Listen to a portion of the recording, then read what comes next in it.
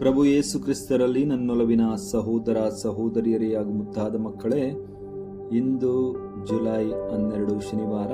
ಇಂದಿನ ಶುಭ ಸಂದೇಶ ಮತ್ತಾಯ 10:24-33. ಈ ಒಂದು ಶುಭ ಸಂದೇಶ ಭಾಗದಲ್ಲಿ ಪ್ರಭು ಯೇಸು ಕ್ರಿಸ್ತರು ನಮಗೆ ತಿಳಿಸುತ್ತಾರೆ, ನಾವು ಯಾರಿಗೆ ಭಯ ಪಡಬೇಕು, ನಾವು ಯಾರಿಗೆ ಭಯ ಪಡಬಾರದು ಎಂದು. ಪ್ರಿಯರೇ, ಪ್ರಭು ಮೊದಲನಾಗಿ ಹೇಳುತ್ತಾರೆ, ದೇಹವನ್ನು ಕೊಂದು ಹಾಕುವವರಿಗೆ ಭಯ ಪಡಬೇಡಿರಿ ಎಂದು. ನಮಗೆ ತಿಳಿದಿದೆ, ಪ್ರಭು ಯೇಸು ಕ್ರಿಸ್ತರ ಶುಭ ಸಂದೇಶವನ್ನು ಅಥವಾ ಉತ್ತಮ ರೀತಿಯಲ್ಲಿ ನಾವು ಕ್ರೈಸ್ತ ಜೀವನವನ್ನು ನಡೆಸಿದರೆ ನಮಗೆ ಅವಮಾನ ತಪ್ಪಿದ್ದಲ್ಲ, ಅಪಹಾಸ್ಯ ತಪ್ಪಿದ್ದಲ್ಲ, ದೂಷಣೆಗಳು ತಪ್ಪಿದ್ದಲ್ಲ, ದ್ವೇಷವು ತಪ್ಪಿದ್ದಲ್ಲ. ಅಷ್ಟು ಮಾತ್ರವಲ್ಲ, ಜನರು ನಮ್ಮನ್ನು ಕೊಲ್ಲಲು ಸಹ ಮುಂದೆ ಬರುತ್ತಾರೆ. ಆದರೆ ನಾವು ಇಂಥವರಿಗೆ ಭಯಪಡಬಾರದು ಎಂದು ಪ್ರಭು ಯೇಸು ಕ್ರಿಸ್ತರು ಹೇಳುತ್ತಿರುವಾಗ, ನಾವು ಯಾರಿಗೆ ಭಯಪಡಬೇಕು ಎಂದು ಸಹ ಹೇಳುತ್ತಾರೆ.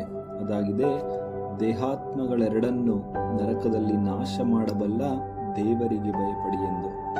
ಹೌದು ಪ್ರಿಯರೇ, ನಮ್ಮ ಜೀವನ ಇಹಲೋಕದಲ್ಲಿ ಸೀಮಿತವಾದಂತಹ ಜೀವನವಲ್ಲ. ಇದರ ನಂತರ ನಮಗೆ ನಿತ್ಯವಾದಂತಹ ಒಂದು ಜೀವನ ಇದೆ. ಆ ಜೀವನದಲ್ಲಿ ದೇವರೇ ನಮಗೆ ಸರ್ವಸ್ವ.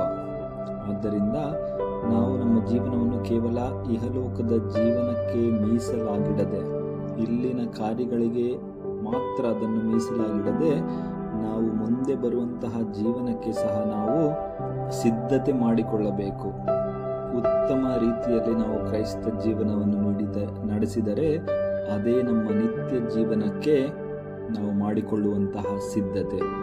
ಆದ್ದರಿಂದ ದೇವರಲ್ಲಿ ಭಯಭಕ್ತಿ ಇಟ್ಟು ನಾವು ಹಾಗೂ ನಮ್ಮ ಕುಟುಂಬವು ಮುಂದೆ ಸಾಗೋಣ. ಒಂದು ವೇಳೆ ನಮ್ಮ ಕುಟುಂಬದಲ್ಲಿ ಯಾರಾದರೂ ಈ ಒಂದು ದೈವ ಭಯವಿಲ್ಲದೆ ದೂರ ಹೋಗುತ್ತಿದ್ದರೆ ಅವರಿಗೆ ಸಹ ನಾವು ನಮ್ಮ ಜೀವನದ ಮೂಲಕ ದೇವರಲ್ಲಿ ಭಯಭಕ್ತಿಯನ್ನು ಮೂಡಿಸೋಣ. ಇಂದಿನ ಸವಾಲು, ನಮಗೆ ತಿಳಿದಿರುವಂತಹ ಒಬ್ಬ ವ್ಯಕ್ತಿ ಯಾರಾದರೂ ಮರಣ ಹೊಂದಿ ಹೋಗಿದ್ದರೆ, ಪಾಪದಲ್ಲಿದ್ದಾಗ ಮರಣ ಹೊಂದಿ ಹೋಗಿದ್ದರೆ, ಆತನಿಗೋಸ್ಕರ ಒಂದು ಬಲಿಪೂಜೆಯನ್ನು ನೀಡುವುದರ ಮೂಲಕ ಆತನಿಗಾಗಿ ಪ್ರಾರ್ಥಿಸೋಣ. ದೇವರು ನಿತ್ಯ ಜೀವನ ಅವರಿಗೆ ಕರುಣಿಸಲಿ ಎಂದು ಸಹ ನಾವು ಪ್ರಾರ್ಥಿಸೋಣ. ದೇವರು ನಮ್ಮೆಲ್ಲರನ್ನು ಆಶೀರ್ವದಿಸಲಿ. ಆಮೇನ್. ಹಲ್ಲೆಲೂಯಾ.